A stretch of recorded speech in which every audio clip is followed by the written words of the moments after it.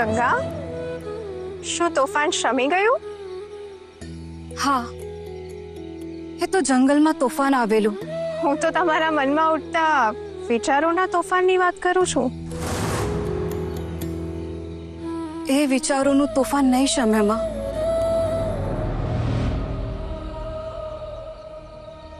પણ માડી, તમે આ બધું કેમ જાણો છો? કોણ છો આપ? તમે જાતે જ ઓળખી જશો. માં મારી મદદ કરો. જબરદસ્તી મારા લગ્ન પ્રતાપસિંહ સાથે નક્કી કર્યા છે અને હું જીવનભર લગ્ન કરવાની જ નથી. બેટા ગંગા, આપણે સૌ તો અલગ ધણીની કઠપુતળીઓ છીએ. એ જેમ દોરી ખેંચે એમ નાચવાનું.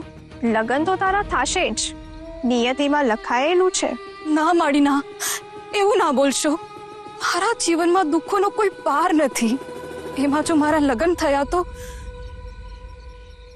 હું જીવી નહીં શકું માડી. જે સામે દેખાય છે એ દુઃખ ના પણ હોય, ત્યાંથી જ સુખનો માર્ગ નીકળતો હોય તો કેવી રીતે માડી? અહીંયા શું દેખાય છે? શિવલિંગ. ને હવે ફક્ત મંદિર.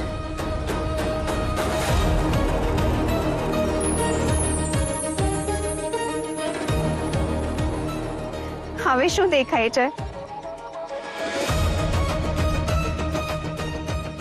માડી, આ શું ચમત્કાર છે? બેટા ગંગા, તમારા જીવનમાં આવનારા સુખ અને દુઃખ પણ આવી રીતે જ ગાયબ થઈ જતા હોય છે. પણ તમને સુખ મળશે કે દુઃખ, એ તો તમે પસંદ કરેલો માર્ગ જ નક્કી કરશે. પણ માડી, આપણે યોગ્ય રસ્તો પસંદ કર્યો છે કે નહીં એ કેવી રીતે ખબર પડે? એનો સંકેત મળે બેટા. હા, પણ એ સંકેતને ઓળખતા શીખવું પડે. માં, મારા લગ્ન ના થાય એવા આશીર્વાદ આપો ને. તો ખૂબ જ સુખી થાય અને કંઈક કેટલાય લોકોના દુઃખો દૂર કરે, એવા જ મારા આશીર્વાદ છે. પણ ઇતિહાસ સર્જવા માટે તમારે એકમાંથી બે થવું જ પડશે. તમારે બેઉને મળવું જ પડશે.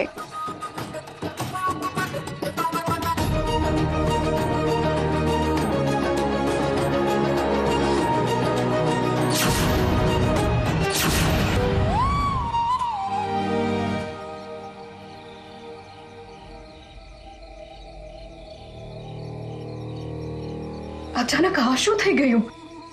હમણાં તો એક મંદિર પાસે હતી અને ત્યાં પેલા સાધ્વીજીએ મને નામથી બોલાવી. મારી તકલીફને પણ જાણતા હતા અને હું પાછી આ જ જંગલમાં આવી ગઈ પેલા અજાણ્યા માણસની પાછળ, જે અંધારામાં મારું માર્ગદર્શન કરી રહ્યો છે. શું આ સપનું છે કે પેલા સાધ્વીજી એ સપનું હતું? અને આ માણસ પ્રતાપસિંહથી મારું રક્ષણ કરશે? પણ વાતમાં માણસોના ગળા કાપનારા માણસ પાસે મદદ માંગવી એ શું યોગ્ય હશે? પ્રકાશ દૂર દૂર જતો જાય છે. હું ત્યાં સુધી પહોંચી શકું એમ નથી લાગતું.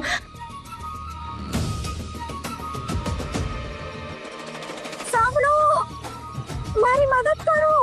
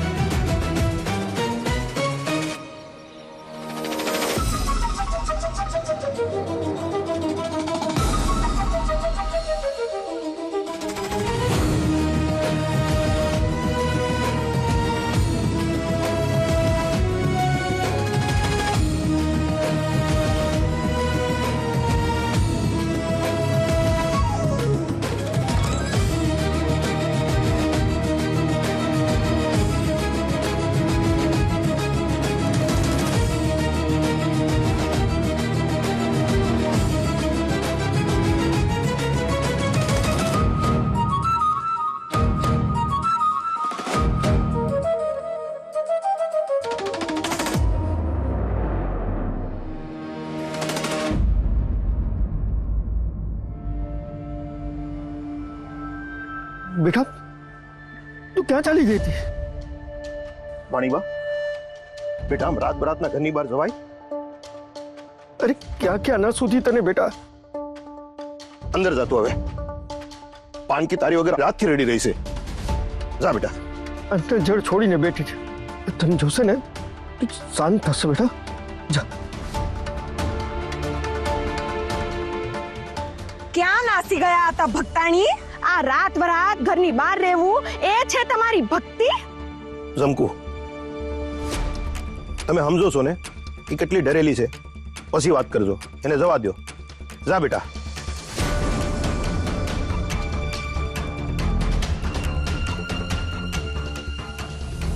ઉભી રે ગંગા.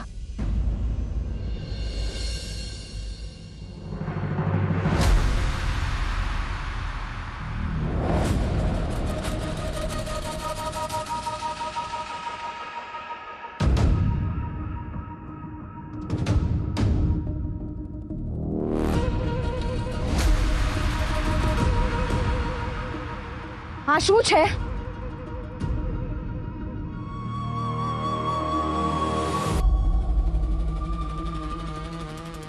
સાચે સાચું કહી દે કે કાલે આખી રાત ક્યાં હતી તું? આ તારા ઓઢણા પરથી પુરુષનું કુંડળ મળ્યું છે.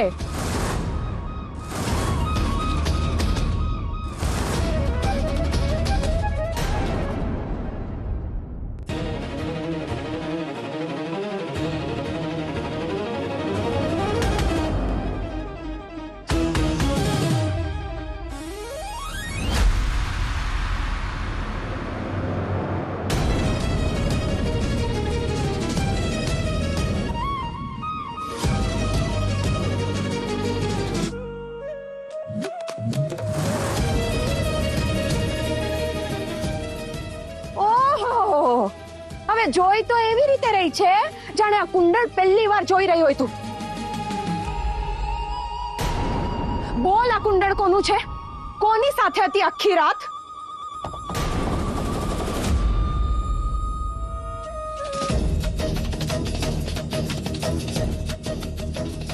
ગંગા, બેટા કુંડળ કોનું છે?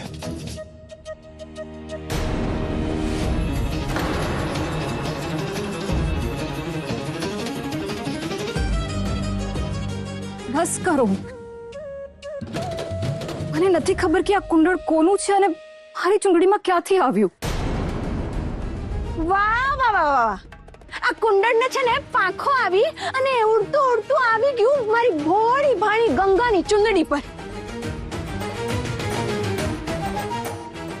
સાચે સાચું કહી દે, નહીં તો મારાથી ભૂંડી છે ને કોઈ નહીં હોય. મમ્મી, મને સાચે નથી ખબર કે આ કુંડળ કોનું છે અને ક્યાંથી આવ્યું છે, અને મારે હમણાં કોઈ જ વાત નથી કરવી.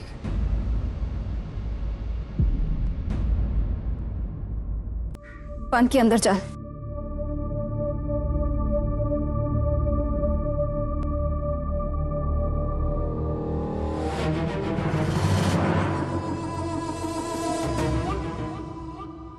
હા, જોયું તમે બનેવીલાલ? તમારી દીકરી કેવા થનકારા કરીને અંદર ચાલી ગઈ હે. અને પેલી પાનકી પાનકીએ આખી રાત રડી રડીને આંખો પણ નથી મીચી. એની સાથે પણ સીધા મોઢે વાત ન કરી એને. જમકુ, એ ડરેલી છે. અરે શું ડરેલી છે? ધૂળ અને ઢેફા બધાય નાટક છે. નક્કી નક્કી એ કોક ને તો મળી જ છે રાત્રે. બાકી આ કુંડળ એની પાસે આવે ક્યાંથી? હું ગંગાને પૂછીશ. પૂછવું તો પડશે જ, કારણ કે આ પ્રતાપસિંહની અમાનત છે આ ગંગા. હવે ને જો પ્રતાપસિંહને ખબર પડી ને કે ગંગા આખી રાત ગુમ હતી અને એના ઓઢણા પરથી આ પુરુષનું કુંડળ મળ્યું છે, તો એ સૌથી પહેલા એ પુરુષની ગરદન કાપશે અને પછી આપણી. ભગવાન જુઠ્ઠું ન બોલાવે.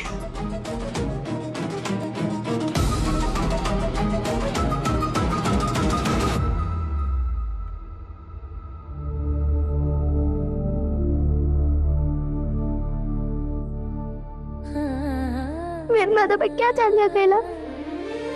ડરી ગયેલી, બહુ રડી. પાનકી, પાનકી મને પણ સમજાતું નથી કે મેં આવું કેમ કર્યું, પણ હું લગ્નની વાત સાંભળીને ખૂબ જ ડરી ગઈ હતી.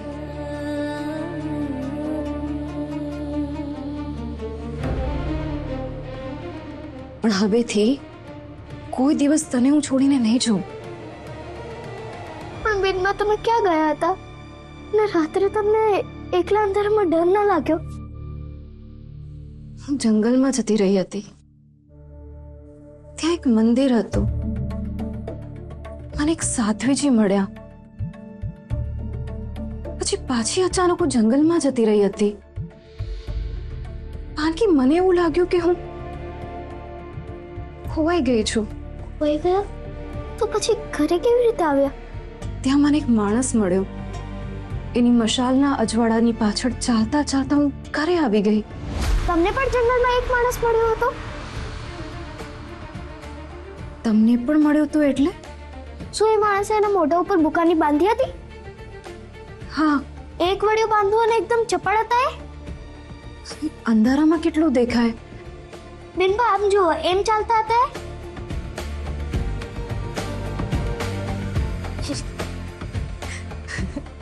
આવું કોણ ચાલે? એટલે રાજા જેવી છટા હતી ચાલમાં? હા, મારી માં હતી. પણ તું કેમ આ બધું પૂછે છે? નક્કી એ બાપુ જ છે. મને ઓળખે છે, જેમને મારો જીવ બચાવ્યો હતો સૈનિકોથી. હા, કાલે પણ એમની એક સ્ત્રીને બચાવેલી. તમે ચિંતા ના કરતા. હું છું ત્યાં સુધી પ્રતાપસિંહના એકેય સૈનિકને કોઈ નિર્દોષ ઉપર અત્યાચાર નહીં કરવા દો. આ પાનભાઈ જેને બાપુ કહે છે, શું એ માણસ એ જ હતો? કુંદનમલ શેઠ. કુંદનમલ શેઠ નામ છે મારું. ભગવાન જુઠ્ઠું ન બોલાવે. તમને કોણ નથી ઓળખતું શેઠજી? પણ આ સિક્કા વાત જાણ એમ છે કે અમારા શ્રીમતીજીની એવી ઈચ્છા છે કે અમારે ઘેર ભજન કીર્તનનો કાર્યક્રમ રાખીએ અને એમાં ભાઈ ભજન ગાવા માટે આવે. હા હા આવશે ને. એમને બીજું કામ એ શું છે? આ હવાર હાંજ આ તંબુરાના રાગડા તાણ્યા કરતા હોય છે. પણ એમની સાથે એમની દીકરી ગંગા પણ ગાય ને તો સારું.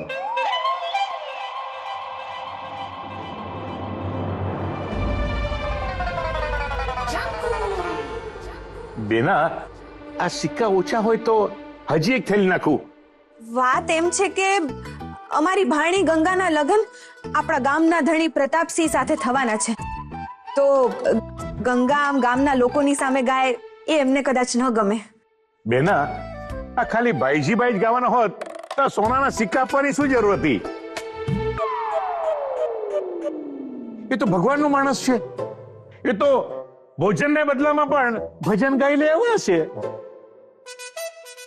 પણ આ સિક્કા તો ગંગાબેન ગાય ને એને માટે આપું છું. પેલી દિવસે મંદિરમાં ગંગાબેને જે ભજન ગાયું હતું ને એ સાંભળીને મારા ધર્મપત્ની જીલ લઈને બેઠા છે કે આપણે ત્યાં ભજન તો ગંગાબેન જ ગાશે. પણ ભા શું કહેશે? અરે લોકો તો બધા એમ કહે છે કે તમે ખૂબ જ લાલચુ છો એમ ને?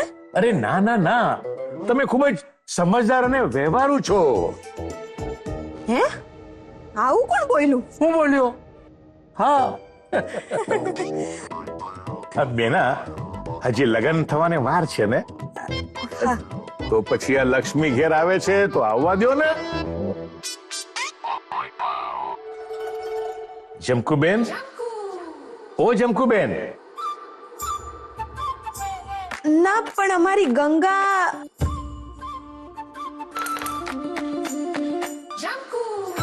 ગાશે. એના બાપા એ ગાશે. ને ગંગાબેન? અરે ઈ પણ ગાશે. ઠીક છે, ત્યારે હું રજા લઉં. ભલે શેઠજી.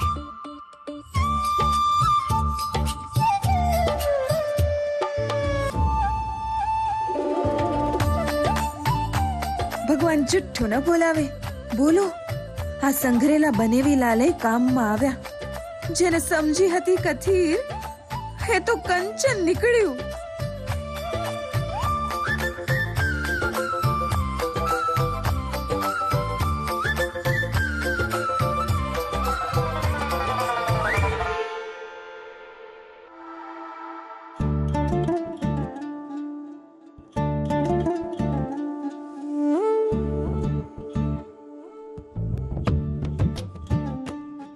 ગંગા, અલી ગંગા.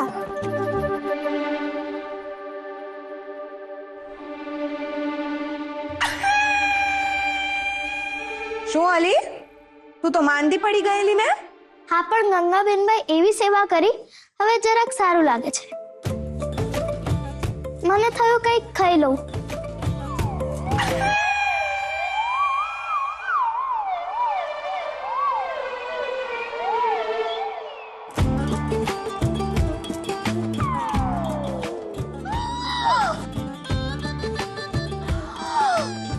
એ ભૂખડી, મારે આ માખણનું ઘી બનાવવાનું હતું. કોને પૂછીને તું આ ખાવા માંડી?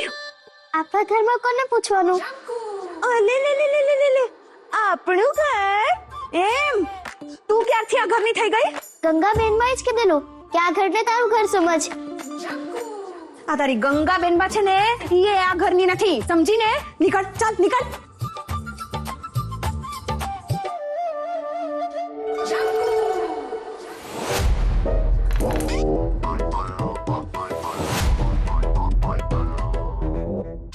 ઠીક છે, પણ તારી ગંગાબેન માં ગઈ છે ક્યાં? એ તો કંઈક કામથી બહાર ગયા છે. બહાર ગઈ છે? ઓહો, આ ગંગા પહેલી વાર કામે લાગવાની છે. ભગવાન ચૂઠ્ઠું ન બોલાવે, ભાગી ગઈ. કોણ જાણે ક્યાં ગઈ હશે. જો ભજનથી આટલું બધું સોનું મળતું હોય ને, તો લગનની ખોટી ઉતાવળ નથી કરવી. એ તું પાછી માખણ ખાવા લાગી? લાવ, આપ મને. તમે જ જાતે લઈ લો. અચ્છા,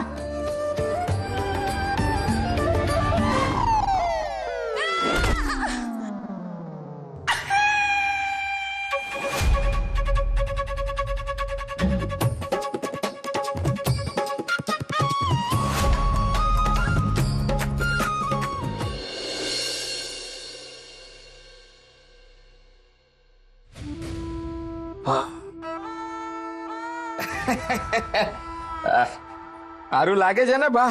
હા, એવા ભૂંડાદી આવ્યા છે કે તું ચંપી કરે અને મને સારું લાગે. હા બસ ને બા, તો હું કેમ મારા હાથ દુખાડું ધાર કાઢીને? હે, ચાલુ રાખ, ચાલુ રાખ. હવે તો મારી ગંગા આવશે અને એના કોમળ કોમળ હાથે મારું માથું દાબશે, ત્યારે સારું લાગશે. એ વાત એકદમ ભલી કરી બા. અને એમના મધુર અવાજે કોયલના જેમ ગીતે ગાશે ધાર કાઢીને.